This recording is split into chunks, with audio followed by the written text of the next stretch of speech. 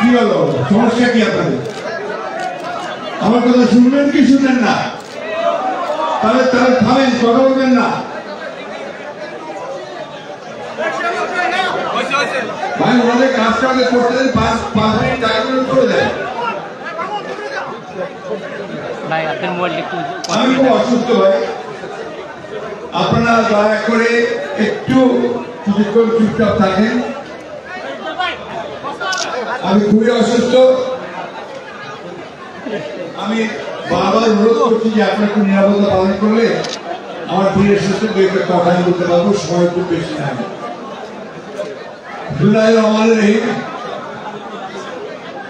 Chittagong forum আয়োজিত আজকে seminar, যেটা শিরোনাম হচ্ছে জাতিসত্তার উপকার, রাষ্ট্রনায়ক জিয়াউর রহমান। এই প্রবন্ধটি লিখেছেন কাদের সরকার। এই সেমিনারে সংগ্রামী সভাপতি, যিনি আপনাদের চট্টগ্রামের একজন সংগ্রামী জনপ্রিয় জননায়ক ডক্টর শাহাদাত, এখানে উপস্থিত আছেন। যিনি প্রবন্ধ উপস্থাপন করেছেন আব্দুল গনি চৌধুরী, তিনি বাংলাদেশের জাতীয়তাবাদী যে পেশাজীবী পরিষদ, সম্মিলিত পরিষদ, মেম্বার সেক্রেটারি এবং ঢাকার একজন প্রখ্যাত সাংবাদিক নেতা। আলোচনার জন্য এসেছেন আরেকজন প্রখ্যাত সাংবাদিক, যার কথা আপনারা খুব শুনতে পাননি। তিনি খুব চুপচাপ মানুষ, কিন্তু অত্যন্ত জ্ঞানী এবং একজন পণ্ডিত মানুষ। তার সাংবাদিকতার অভিজ্ঞতা দীর্ঘদিনে।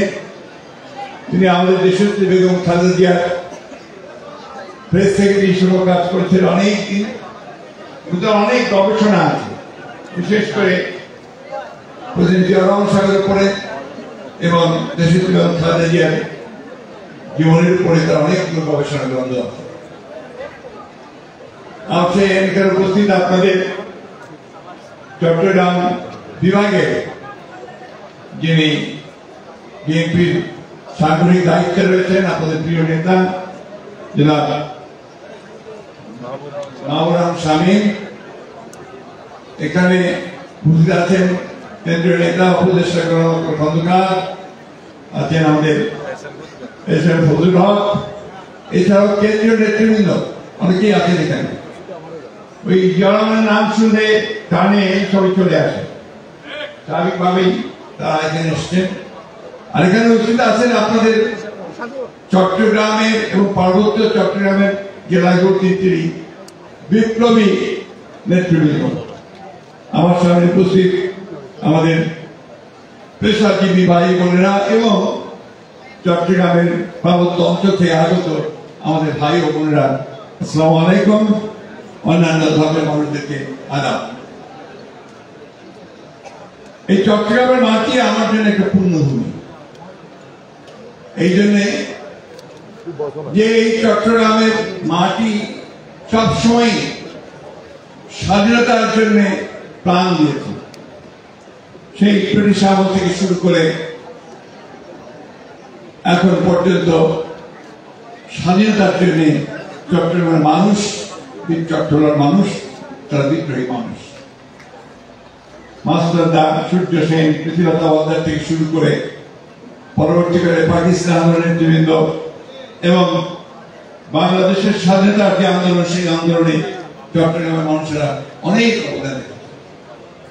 সর্বোপরি বাংলাদেশের গণতন্ত্রের মুক্তির জন্য এই চট্টগ্রামের মানুষ যে লড়াই করে চলেছে, সে লড়াই তুলনাহীন। আমি সবসময় তাকে স্যালুট জানাই, অভিবাদন জানাই। প্রিয় বন্ধুরা, আজকে পূর্ণভূমি বললাম এই জন্যে যে মানুষটিকে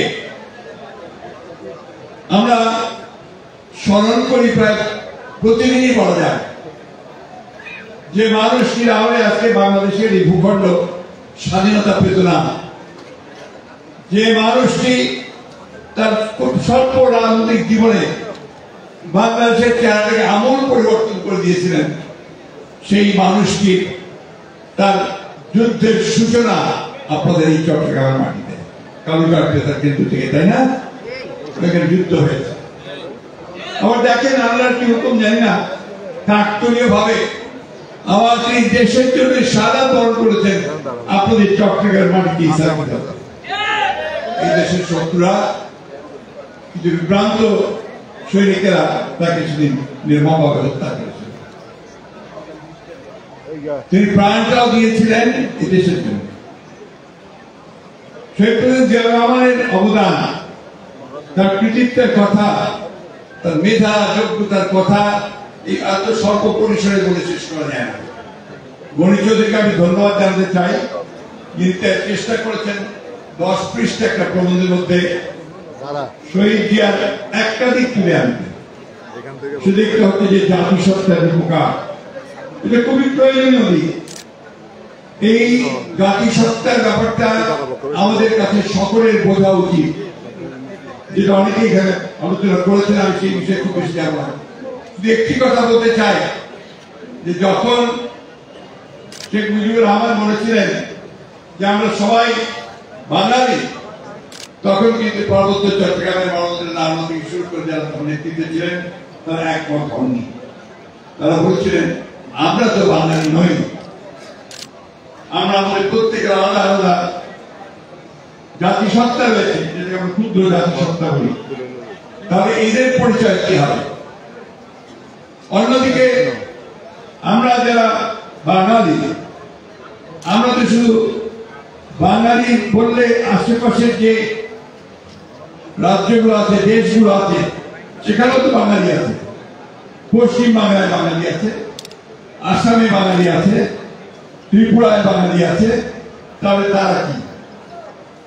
এই জন্যই রাষ্ট্রপতি জিয়া রহমান তার সুদূর প্রসারী চিন্তা নিয়ে এই জাতির নতুন একটা আইডেন্টিটি, নতুন একটা পরিচয় দিলেন এবং তার দর্শন হয়ে আসো সেই অপরাজয় একটা দর্শন, বাংলাদেশি জাতীয়তাবাদের দর্শন।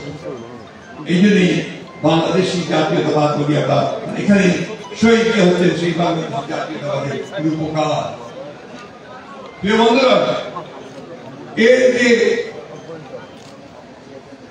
অন্তর্দৃষ্টি দেখা এবং এটা শেখ জিয়া রহমানের ছিল, এবং তিনি শুধু সেদিনকার কথা চিন্তা করেন নাই, তিনি শত শত বছর পরেরও কথা চিন্তা করেছিলেন, জেনে করেছিলেন বাংলাদেশি জাতীয়তাবাদ। দেখেন, আওয়ামী লীগও কিন্তু অস্বীকার করতে পারে নাই। যদি সাক্ষ্য জিয়া রহমান সাক্ষ্য অস্বীকার করেন, তারা আল্লাহকে খাড়া করে দেখান, তারাও কিন্তু পাসপোর্টে বাংলাদেশি জাতীয়তাবাদ বলতে বাধ্য হয়েছে, বাংলাদেশি ন্যাশনাল। আরেকটা কথা তারা তাই ভুলে যায়, তাদের কিন্তু আপনার অস্তিত্ব ছিল না। তাদের পূর্ব অগ্রজরা যখন বাকশাল তৈরি করেছিল শেখ মুজিবুর রহমান সাহেবের নেতৃত্বে সেই সরকার, সেই দল, সেখানে কিন্তু আওয়ামী লীগকে বিলুপ্ত করে দেওয়া হয়েছিল। আওয়ামী লীগ ছিল না।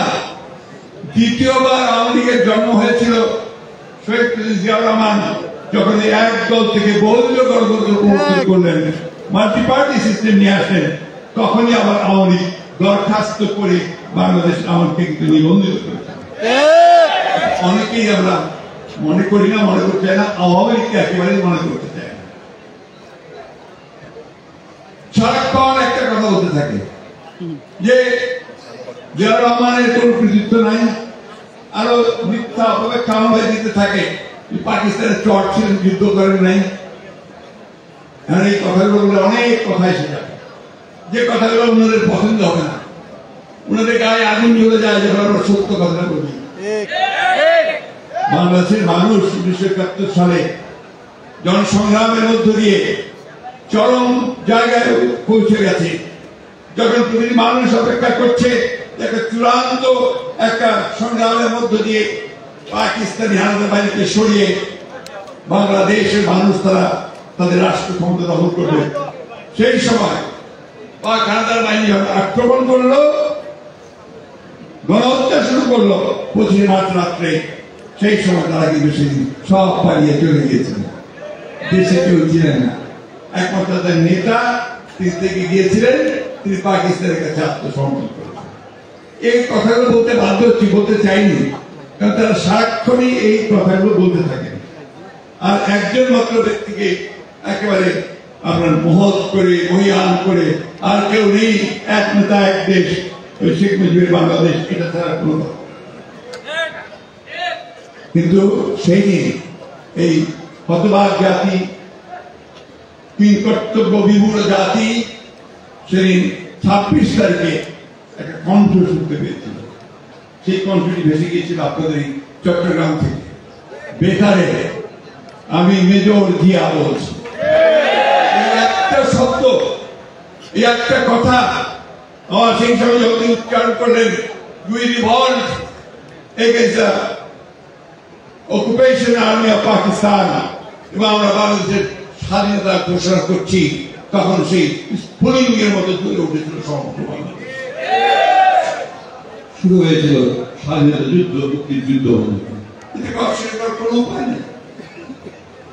আজকে শেখ জিয়াউর রহমানের, আমি জাতিসত্তার কথা বলেছেন, আমি আপনাদের বললাম, আর সবচেয়ে বড় অবদান আমার কাছে মনে হয় যে এই জাতিকে, হতাশ হয়ে যাওয়া জাতি, যারা আবার 1972 থেকে 75 সাল আওয়ামী দুঃশাসনে, আওয়ামী লীগের অত্যাচারে, নির্যাতনে, তাদের ভ্রান্ত নীতির কারণে হতাশ জাতিতে পরিণত হয়ে গিয়েছিল, তারা কিন্তু এই জিয়াউর রহমান যখন আবার 7ই নভেম্বর 1975 সালে সিপাহী জনতার বিপ্লবের মধ্য দিয়ে যখন তিনি পুনরায় রাষ্ট্র পরিচালনার দায়িত্বে আসলেন, তখন তিনি নতুন করে জাতিকে আশান্বিত করলেন, স্বপ্ন দেখালেন। তিনি বললেন, উই হ্যাভ এ ড্রিম, আমাদের একটা স্বপ্ন আছে, সেই স্বপ্ন হচ্ছে এই বাংলাদেশী জাতীয়তাবাদকে প্রতিষ্ঠিত করার স্বপ্ন। আমাদের স্বপ্ন হচ্ছে বাংলাদেশ থেকে একটি চিরস্থায়ী রূপ দেওয়ার স্বপ্ন। শহীদ প্রেসিডেন্ট জিয়াউর রহমান তার স্বল্পকালীন সময়ে এই বাংলাদেশের যে রাজনৈতিক কাঠামো, যেটা আওয়ামী লীগের যন্ত্রণায় পড়ে তাদের দাওয়াত, তাদের সেই মিথ্যা যে আপনার একটা গর্ব গরিমা, সেই সাথে ভ্রান্ত নীতি, এটা কবরে পড়ে যে বাংলাদেশ ধ্বংস হয়ে যাচ্ছিল, রাজনৈতিক কাঠামোকে পর্যন্ত তারা পরিবর্তন করে দিয়েছিল, একটা একদলীয় শাসনের কথা বাকশাল প্রতিষ্ঠা করেছিল। এই জিয়াউর রহমান শুধু বহুদলীয় গণতন্ত্রের প্রবর্তন করেছেন।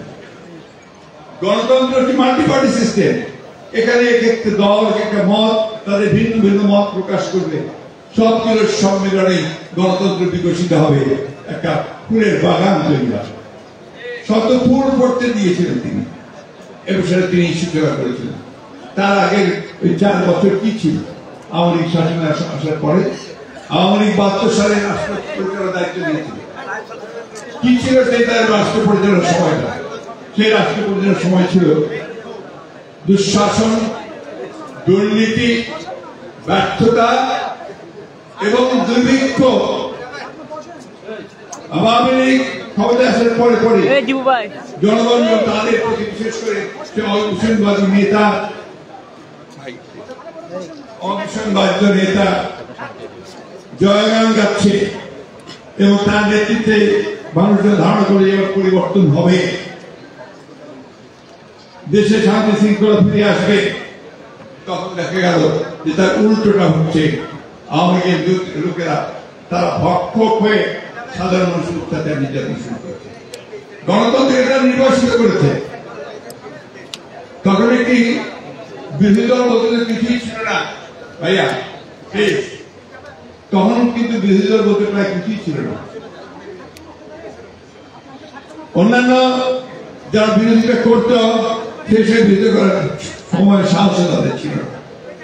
একমাত্র তখন আসাম আব্দুল্লাহ এমএজরি তাদের নেতৃত্বে, ভাইয়া আপনার কামিয়া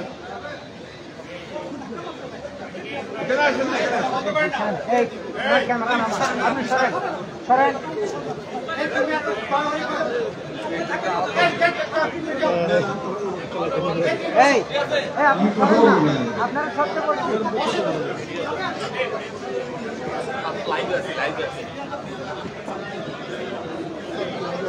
কি হয়েছে?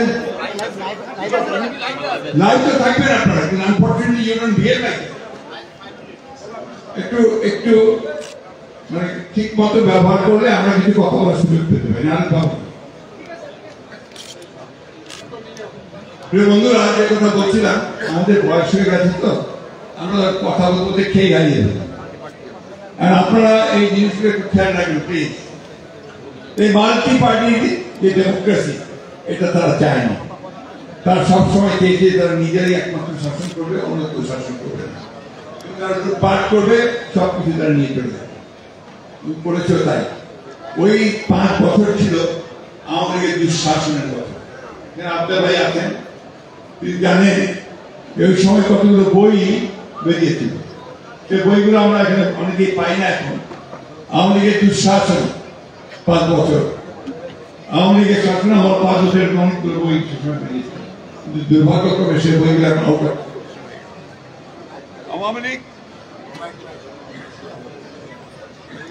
আওয়ামী লীগ বাংলাদেশের সকলকে ধ্বংস করে দিয়েছিল এবং প্রথম সংবিধান তারাই কাটাছেড়া করে নষ্ট করেছে। প্রথমে তারা বিশেষ ক্ষমতা আইন করেছে, এরপর তারা জরুরি অবস্থা আইন করেছে। সব শেষে সামাল দিতে পারছিল না, সেই সময় তারা সমস্ত রাজনৈতিক দলগুলোকে নিষিদ্ধ করে দিয়ে একদলীয় শাসন অথবা বাকশাল প্রতিষ্ঠা করেছিল। যারা মুরব্বী আছেন আমরা সবাই জানি, তাই না? এই শেখ মুজিবুর রহমান গণতন্ত্রের অবিসংবাদী নেতা ছিলেন। তার নেতৃত্বে মাত্র 11 মিনিটের পার্লামেন্টের একটা সভায় সেদিন গণতন্ত্রের গলা হত্যা করে, গণতন্ত্র হত্যা করে একদলীয় শাসন ব্যবস্থা বাকশাল তৈরি করা হয়েছিল। এই বাকশাল ছিল বাংলাদেশের মানুষের আশা আকাঙ্ক্ষার বিরুদ্ধে। এই বাকশাল তৈরি করে তারা সমগ্র জাতিকে শৃঙ্খলিত করে ফেললেন। কেউ কোনো দল করতে পারবে না, কারণ ভিন্ন মত থাকবে না, সবাইকে এক চিন্তা করতে হবে। তারা বলতো তাই, এক নেতা এক দেশ। আজকে সেই আওয়ামী লীগ আবারও নতুন করে সেই বাকশাল প্রতিষ্ঠা করবার জন্য নতুন করে তারা গত 15 বছর ধরে কাজ করছে। এগুলো হচ্ছে বাস্তবতা। তাদের সেই লক্ষ্য, সেই লক্ষ্যে তারা এখন আসতে চায়।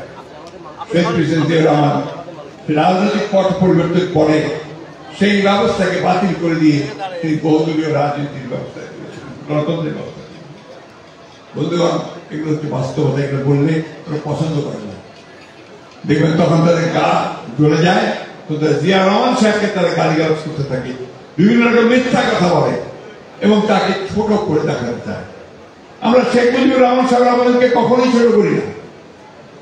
আমরা অন্যান্য যে জাতীয় নেতা যারা আছেন, যারা সেই 1947 সালের আগে থেকেই বাংলাদেশের স্বাধীনতা সংগ্রামের মধ্যে অবদান রেখেছেন, তাদেরকে আমরা স্মরণ করতে চাই, বলতে চাই, তাদের অবদানটা দিতে চাই।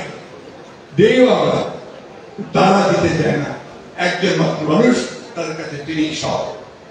তাদের কাছে এমনকি এমএজি ওসমানী পর্যন্ত তাদের কাছে নেই, তাজউদ্দিন সাহেবও তাদের কাছে নেই। তখন যারা যুদ্ধ করেছিল মুক্তিযোদ্ধারা, তারাও তাদের কাছে নেই। আর যে আমার সাহেব নেই। এই হচ্ছে আওয়ামী লীগ। বন্ধুগণ, সেখান থেকে জিয়া রহমান তাকে ফিরিয়ে নিয়ে এসেছিলেন এবং সবচেয়ে যেটা লক্ষণীয় সেটা হচ্ছে যে তিনি অত্যন্ত অল্প সময়, 3.5 থেকে 4 বছর সময়ের মধ্যে তিনি গোটা জাতিকে ঐক্যবদ্ধ করেছিলেন। ঐক্যবদ্ধ করে উন্নয়ন উৎপাদনের রাজনীতি।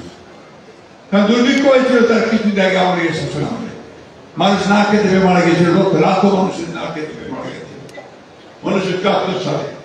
এবং সেদিন রংপুরের বাসন্তী তার লজ্জা নিবারণের জন্য এক টুকরো কাপড় পায়নি, সেই মাছ ধরা জাল দিয়ে সে তার লজ্জা নিবারণ করেছিল। এটা পত্রিকায় লিখতে থাকতো। সেই অবস্থা থেকে অতি অল্প সময়ের মধ্যে জিয়া রহমান ওটা জাতিকে ঐক্যবদ্ধ করে কৃষিতে বিপ্লব নিয়ে এসেছিল। তিনি খাল খনন কর্মসূচি করেছিলেন, উচ্চ ফলনশীল বীজ নিয়ে এসেছিলেন, কৃষিতে একটা বিপ্লব ঘটিয়েছিলেন, যার ফলে তার পরের বছরই কৃষিতে উদ্বৃত্ত হয়ে বিদেশে রপ্তানি করা সম্ভব হয়েছিল খাদ্যশস্য। শিল্পে 2 শিফট 3 শিফট করে উৎপাদন শুরু করেছিল। আরেকটি বড় কাজ জিয়া রহমান সাহেব করেছিলেন, সেটা হচ্ছে যে আওয়ামী লীগ ভ্রান্ত সমাজতন্ত্রের কথা বলে, অর্থাৎ সমাজতন্ত্রের ভ্রান্ত নীতি, এই যে তখন তিনি শুরু করেছিলেন যে সমাজতন্ত্র করবেন, এই সমাজতন্ত্র করতে গিয়ে তিনি সব শিল্প কলকারখানা জাতীয়করণ করেছিলেন, বেসরকারি উদ্যোগকে বন্ধ করে দিয়েছিলেন। এই জিয়া রহমান সাহেব সেই বেসরকারি উদ্যোগকে আদর চালু করলেন, একটা মুক্ত বাজার অর্থনীতির সূচনা করলেন এবং প্রত্যেকটি অবহেলিত অঞ্চলকে তিনি যাতে করে সেখানে উৎপাদন হয়, শিল্পে বিনিয়োগ হয়, তার জন্য বিশেষভাবে বোর্ড তৈরি করলেন, যেটা তিনি পার্বত্য চট্টগ্রাম অঞ্চলের জন্য বোর্ড তৈরি করেছিলেন। রাজশাহীতে তিনি রাজশাহী উন্নয়ন বোর্ড তৈরি করেছিলেন। এইভাবে তিনি একটা যে জায়গাকে যারা অনুন্নত ছিল তাদেরকে উন্নত করবার কাজ শুরু করেছিলেন। অনেক কিছু আছে বলার, এসব কথা বলে শেষ করা যাবে না। বাংলাদেশে যা কিছু সুন্দর, যা কিছু নতুন, যা কিছু ভবিষ্যৎ সম্ভাবনাময়, সব কিছু সূচনা করেছিলেন সেই প্রেসিডেন্ট জিয়া রহমান। এই যে আজকে আমাদের শ্রমিক ভাইয়েরা বিদেশে যায়, রেমিটেন্স নিয়ে আসে। আমি মাঝখানে কিছুদিন আগে আপনার উমরাতে গিয়েছিলাম, মক্কা মদিনায়। আমরা দেখলাম যে সব আপনাদের চট্টগ্রামের লোক সেখানে প্রচুর, তারা সেখানে ব্যবসা বাণিজ্য করছেন এবং তারা আছেন সেখানে এবং প্রচুর কাজ করছেন। শ্রমিক ভাইয়েরা আছে দুর্ঘটনার মধ্যে পাচ্ছে। আমি জিজ্ঞেস করলাম কত প্রায় 30 লাখ মানুষ এখন আছে। এই সবই কিন্তু আপনার এই যে অনুষ্ঠানের শুরু। আপনি যদি এখনো যান, অনেকেই যান, সবাই যান চট্টগ্রামের মানুষ, মিনাতে যে গাছগুলো, যেটাকে তারা বলে জিয়া গাছ, আরাফাতে, সেই গাছগুলো কিন্তু শহীদ প্রেসিডেন্ট জিয়া রহমানের শুরু। এই নিম গাছ শুরু করা, এটা নামই হয়ে গেছে জিয়া গাছ, তাই না? সেইভাবে গার্মেন্টস, যে গার্মেন্টস আমাদের অর্থনীতির মূল ভিত্তি হয়ে আছে, সেই গার্মেন্টস কিন্তু শুরু করেছিলেন তিনি এটা সূচনা করেছিলেন। আজকে বাংলাদেশের উন্নয়নের শুরুটা করে দিয়েছিলেন তিনি। এমন কোন জায়গা নেই যেখানে উন্নয়নের ছাপ পড়ে নেই। তেঁতুলিয়া গিয়েছেন একবার, সেই পঞ্চগড়ের তেঁতুলিয়া শেষ দিকে, আমার বাড়ির দিকে বিদ্যুৎ ছিল না। উনি রাতে সেখানে গেস্ট হাউসে ছিলেন। তো ওই এলাকার লোকজন রাতে একটা লাইট জ্বালিয়ে মিটিং করলেন। তখন উনি অভ্যাস ছিল যে রাতে থাকতে থেকে সবাইকে জিজ্ঞেস করতে যে তোমাদের একটা সমস্যা, তো তারপরে আমাদের বিদ্যুৎ নাই। তিনি পিডিবির চেয়ারম্যানকে ডেকে বললেন যে এই জেনারেটর যাবে না যতক্ষণ পর্যন্ত তুমি এখানে বিদ্যুৎ সংযোগ দিতে পারছো, এই জেনারেটর এখানেই থাকবে। এই ছিলেন জিয়া রহমান। তিনি বিভিন্ন অঞ্চলগুলোকে উন্নয়ন করবার জন্য বিভিন্ন জেলায়, 19টা জেলা পাবেন, সেই জেলাগুলোতে তিনি ক্যাবিনেট মিটিং শুরু করবেন। অর্থাৎ যে মিটিং হতো ঢাকায়, সেই মিটিং গুলোকে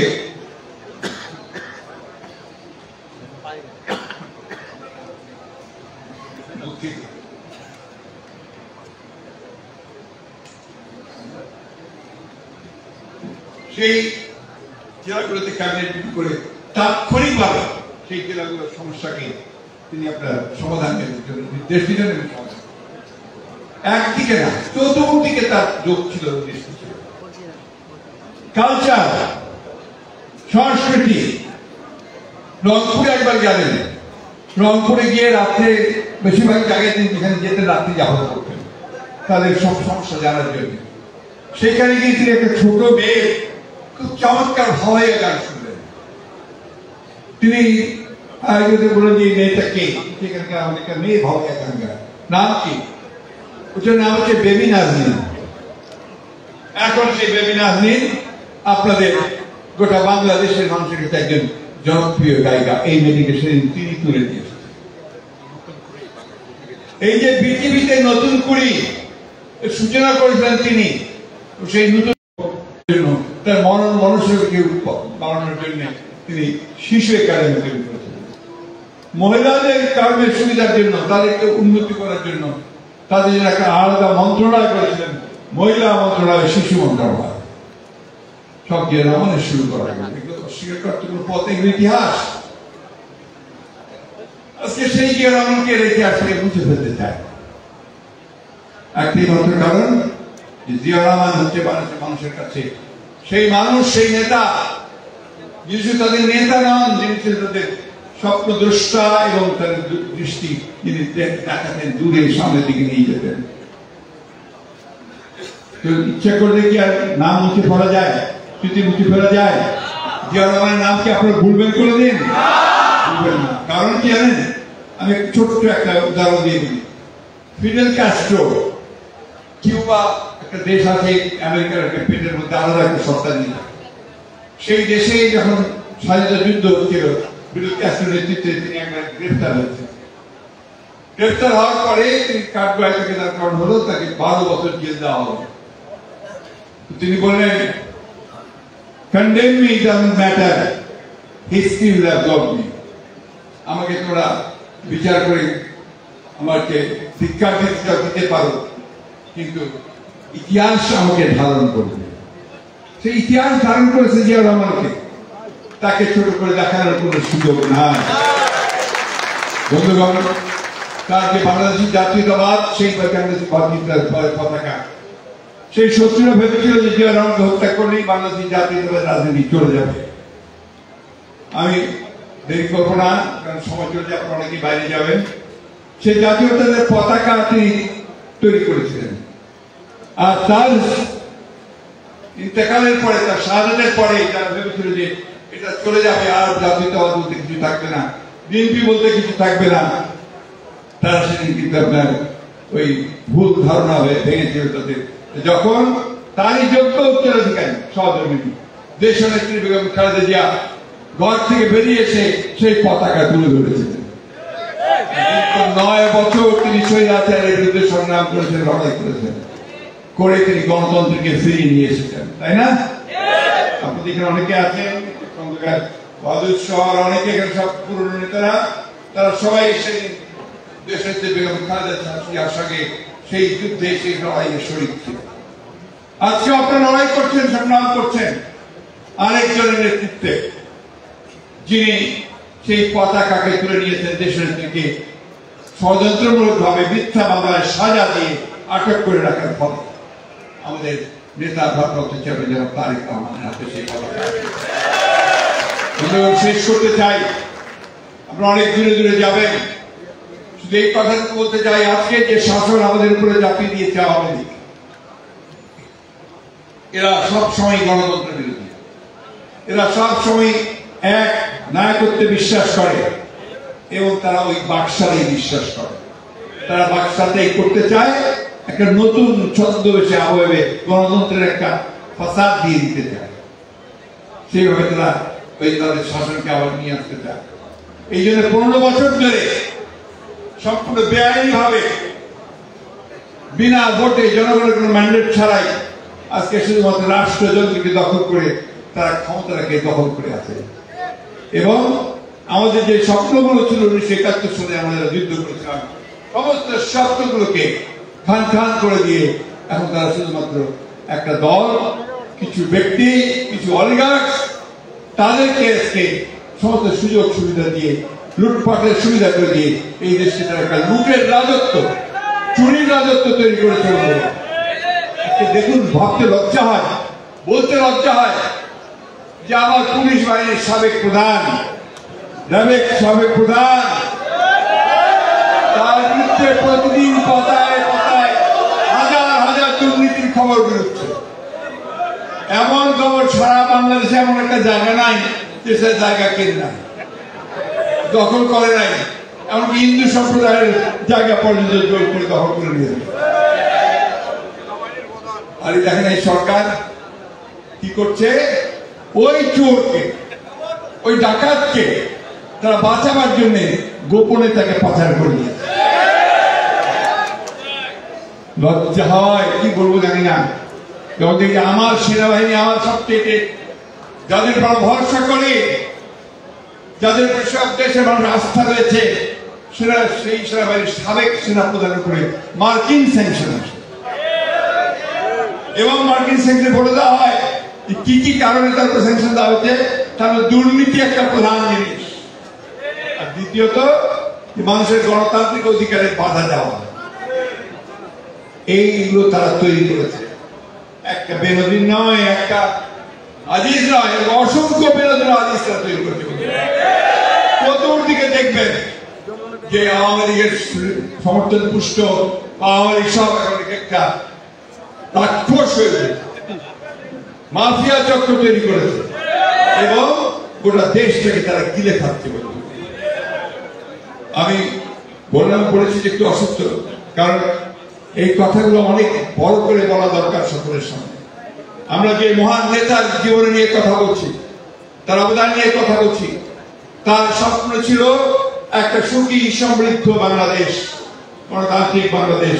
আমরা যারা যুদ্ধ করেছি সেই সময় আমাদের একটাই স্বপ্ন ছিল যে আমরা সুখী সমৃদ্ধ একটা গণতান্ত্রিক বাংলাদেশ দেখতে চাই। আর এরা আমাদের কি দিচ্ছে? এরা দিচ্ছে দুর্নীতি, মাফিয়া যুক্ত এবং আইনের শাসনকে সম্পূর্ণ ধ্বংস করে দিয়ে, গভর্নেন্সকে শেষ করে দিয়ে, নির্বাচন ব্যবস্থাকে ধ্বংস করে দিয়ে, ভোট ডাকাতি করে তারা আমাদেরকে দামি নির্বাচন, মধ্যরাতের নির্বাচন, এই সব সীমা আছে আপনাদের। যে আমি এটাকে বলি যে একটা ক্যারিকেচারের সীমা আছে, ক্যারিকেচার। মানুষ তো আপনার বেশি দিন এটা সহ্য করবে না, করছে না। মানুষ প্রতিবাদ করছে, লড়াই করছে, সংগ্রাম করছে। আপনারা চট্টগ্রামের মানুষ দীর্ঘকাল ধরে লড়াই করে চলেছেন, সংগ্রাম করে চলেছেন। 15 বছর ধরে আমরা এই ভয়াবহ দানবের বিরুদ্ধে লড়াই করছি। বন্ধুরা, আমি শেষ করব। আজকে শহীদ প্রেসিডেন্ট জিয়া রহমানের যে আদর্শ, তার যে আরাধ্য কাজগুলো উনি করে যেতে পারেননি, দেশনেত্রী বেগম খালেদা শেষ করতে পারেননি, আজকে সেই কাজগুলোকে আমাদেরকে অবশ্যই সমাধান করবার জন্য বাংলাদেশকে সত্যকে অর্থে একটা গণতান্ত্রিক রাষ্ট্র, একটা সুখী সমৃদ্ধ রাষ্ট্র নির্মাণ করবার জন্য আমাদেরকে সবাইকে আরো বেশি আত্মত্যাগ, আরো বেশি করে ত্যাগ স্বীকার করে তীব্র থেকে তীব্র আন্দোলন গড়ে তুলতে হবে জনগণের অধিকারের জন্য। বন্ধুগণ, আজকে আমাদের যারা এখানে এবং আমাদের যারা সেখানে বুদ্ধিজীবী আছেন, সাংবাদিক আছেন, ডাক্তার আছেন, প্রকৌশলী আছেন, আপনার কৃষিবিদ আছেন, বিভিন্ন পেশা শিক্ষকেরা আছেন, আইনজীবী যারা আছেন, তারা সবাই কিন্তু এখন বিপদে আছে। কথা বললে ডিজিটাল সিকিউরিটি অ্যাক্ট, লিখলে ডিজিটাল সিকিউরিটি অ্যাক্ট, বিনা আপনার কোনো কারণে পুলিশ ধরে নিয়ে যেতে পারে, সাজা দিয়ে দিতে পারে, তাই না? এই একটা অবস্থা তৈরি, ভয়, হিংসার সব থাকে। বন্ধুগণ, আইসিটি অ্যাক্ট, বন্ধুগণ, আরো ভয়াবহ দিন আসছে। আবার নতুন একটা আইন করতে যাচ্ছে, সম্ভবত এটা এখন ড্রাফট হয়ে যাচ্ছে, এটা এখন আসেনি, আসবে। সেটা হচ্ছে যে আর্টিফিশিয়াল ইন্টেলিজেন্সের উপরে একটা আইন হতে যাচ্ছে, যে আইনটা আরো ভয়াবহ। অর্থাৎ আপনি কোনো কিছু বললে আপনার ঘরে পর্যন্ত তারা আইনি করতে পারবে, আপনার কথা সবই তারা নিতে পারবে, যেখানে মুহূর্তে তার জন্য কোনো আইন লাগবে তারাই ব্যবস্থা নিতে পারবে। অর্থাৎ এটাকে সম্পূর্ণভাবে একটা কর্তৃত্ববাদিতার মধ্যে নিয়ে আসা, একটা নিয়ন্ত্রণের মধ্যে, রাষ্ট্রের মধ্যে নিয়ে ফেলা, মানুষকে সেই জায়গায় নিয়ে যাওয়ার চেষ্টা করা ভয় দেখি। বন্ধুরা, আরো বিপদ আছে। আরেকটা কথা বলতে আমি ভুলে গেছি, জিয়া রহমান সাহেব একটা স্বাধীন পররাষ্ট্রনীতি তৈরি করেছেন। তিনি রাষ্ট্র ক্ষমতায় আসার পরে যেসব দেশগুলো বাংলাদেশকে তখন স্বীকৃতি দেয়নি, তার মধ্যে চীন ছিল অন্যতম। তিনি চীনের সঙ্গে যোগাযোগ স্থাপন করেন, চীন আপনি রিকগনিশন দেয়, সৌদি আরব রিকগনিশন দেয়, অন্যান্য মধ্যপ্রাচ্যের দেশগুলো রিকগনিশন দেওয়া শুরু করে। একটা সবাই বন্ধু, কেউ প্রভু নয়, এই মূল কথা নিয়ে চলেছেন। তারই সময়ে প্রথম ভারতের সঙ্গে ফারাক্কাবাদের চুক্তি হয়, যে চুক্তিটাতে একটা গ্যারান্টি ক্লজ ছিল।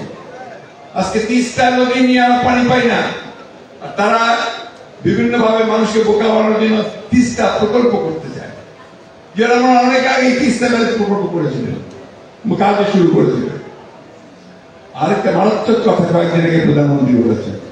কথাটা কি? কোন একটা শক্তি বাংলাদেশের একটা অঞ্চল, অর্থাৎ আমাদের চট্টগ্রাম এলাকা, মিয়ানমারের একটা অংশকে নিয়ে তার একটা নতুন রাষ্ট্র নির্মাণ করতে চায়। নতুন একটা ভূখণ্ড তৈরি করতে চায়, খ্রিস্টান ভূখণ্ড। তিনটি বলছেন, একটা নাম ধরে করেছে ভয়াবহ। আমার দেশের অংশকে নিয়ে অন্য কোন রাষ্ট্র অন্য কিছু করতে চায়, আর আমি বসে শুধু কথাই করবো, তার জন্য কোনো ব্যবস্থা নেব না। আমরা জানতে চাই, এটা পরিষ্কার করে জনগণের সামনে তিনি তুলবেন, কারা চায়, কেন চায়, কিভাবে যায়। শুধু বললেই তো হবে না, জনগণকে সেটার জন্য অবশ্যই তৈরি করতে হবে। তার সেই শক্তি নেই। তিনি তো ওই তামাশার খেলা খেলে খেলে ক্ষমতায় টিকে আছেন। একবার ওর সঙ্গে ভাব, একবার ওর সঙ্গে ভাব, একবার ওর সঙ্গে ভাব, এই করে টিকে আছেন। সেটা টিকে থাকা যায় না যে সরকারের পেছনে জনগণের ম্যান্ডেট না থাকে, জনগণের সরকার না থাকে, যার প্রতিনিধিত্ব না থাকে জনগণের কাছে, তারা কখনোই দেশের সর্বোচ্চ স্বাধীনতা রক্ষা করতে পারে না। তাই বন্ধুগণ, বক্তব্য বাড়াবো না, এই কথাটা বলে শেষ করতে চাই। আমাদেরকে আমাদের বাংলাদেশের জাতি যদি আমরা স্বাধীনভাবে বেঁচে থাকতে চাই, যদি সার্বভৌমত্ব রক্ষা করতে চাই, গণতন্ত্রকে যদি ফিরে আনতে চাই, আমার অধিকার আমি প্রতিষ্ঠিত করতে চাই, আমার ভোটের অধিকার যদি প্রতিষ্ঠিত করতে চাই, তাহলে আমাকে অবশ্যই আজকে আন্দোলনের মধ্যে দিয়ে একটা ভয়াবহ দানবীয় সরকারকে সরিয়ে সত্যিকার অর্থে একটা জনগণের সরকার প্রতিষ্ঠা করতে হবে। তার জন্য চাই কি ইস্পাত ঐক্য। আজকে আবার আমি বাংলাদেশের সমস্ত রাজনৈতিক দল মত নির্বিশেষে সমস্ত সংগঠন ব্যক্তি সকলের কাছে আহ্বান জানাতে চাই যে আসুন, বিএনপির স্বার্থে নয়, কোন দলের স্বার্থে নয়, কোন ব্যক্তির স্বার্থে নয়, আজকে আমাদের নিজেদের স্বার্থে, বাংলাদেশের মানুষের স্বার্থে, নিজেদের আত্মরক্ষার জন্য, দেশের জন্য, দেশমাতৃকার জন্য আমাদের সকলকে ঐক্যবদ্ধ হয়ে আজকে রিক্ত কণ্ঠে চিৎকার করে বলতে হবে, রাস্তায় নেমে আসতে হবে এবং এদেরকে পরাজিত করতে হবে। আমি আশা করব যে আজকের যে সেমিনার আপনারা এখানে করলেন, এই সেমিনারটা অন্যান্য জেলাগুলোতে যদি নিয়ে যেতে পারেন তাহলে খুবই ভালো হবে। যারা আয়োজন করেছে তাদেরকে ধন্যবাদ জানাতে চাই, তারা একটা অত্যন্ত ভালো আয়োজন করেছেন। এটাকে তারা যদি সামনে নিয়ে যেতে পারেন, তার কমিটিদেরকে আমরা ধন্যবাদ জানাতে চাই যে কিন্তু চমৎকার প্রবন্ধ দিয়েছেন। আরেকটা কথা অনুরোধ করবো, এই কথা বলেই শেষ করব।